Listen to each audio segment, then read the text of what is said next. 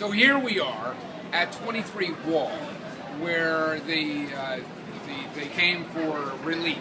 This three-story building, which should be much taller theoretically because of all the buildings around it, was J.P. Morgan's building, and he purposely built us only 3 stories to more or less say, I'm so rich, I don't need to create a skyscraper. And so that's what's going on here. And it was said that he was fashioned after, they fashioned Mr. Money from Monopoly after him, as being, because he was such a powerful moe, the guy with the mustache, you recall. He shored up the government twice in 2 different financial collapses, and he was involved also in a lot of unscrupulous deals here and there. People weren't too keen on him and thought less of him in many instances. Before this structure was here, you had Downing's Oyster House, where Downing and his son built a business which was rare. It was an African-American business. They were both African-American. And, of course, he was very successful. Charles Dickens went ahead and visited his house. I had a lot of famous dignitaries. People come here all the time. His oysters were great.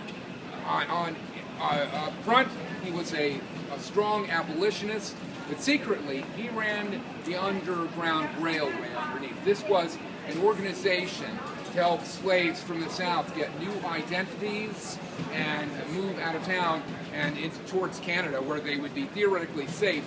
Now, there was a law passed where if a slave was found, he would have to be brought back to the South.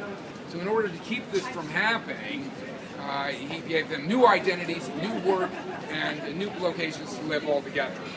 Brilliant and well done. And I'm going to talk a little bit more about slaves here in a minute, but I want to bring us back to 23 Wall Street, this address. It was September 16th, 1920.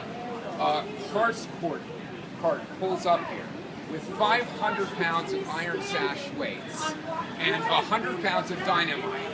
And exactly a minute after noon, boom! A huge explosion occurred, and it caused a car to flip 20 feet into the air and to go way up there with all the windows from a half a mile shattered away, and it immediately, all the stock exchange windows covered and were closed off too.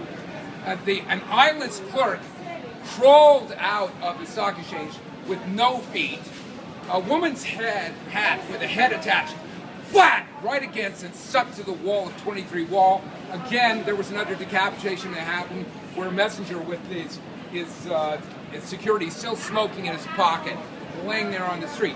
The horse was obliterated. The hooves were found off over at Trinity Church, where it was shaking in its foundations, and the rest of him was vaporized.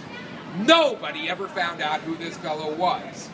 We had a lead because there was a former tennis star who had sent letters to all of his friends saying, do not go anywhere near this location on this day.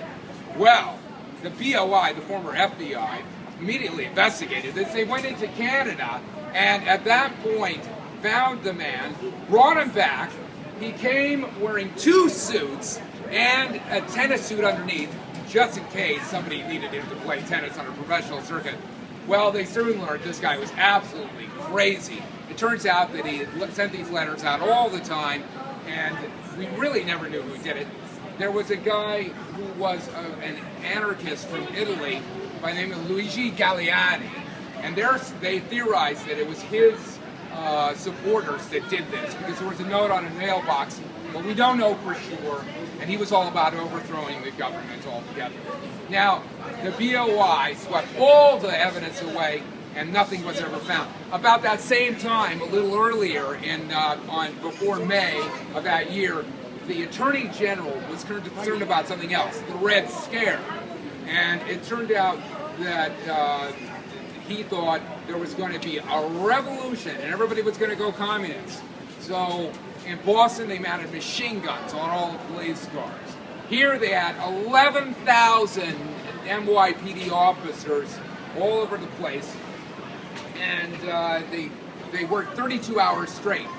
The day came and went, nothing happened. Everybody realized the Attorney General was an idiot, and business went on.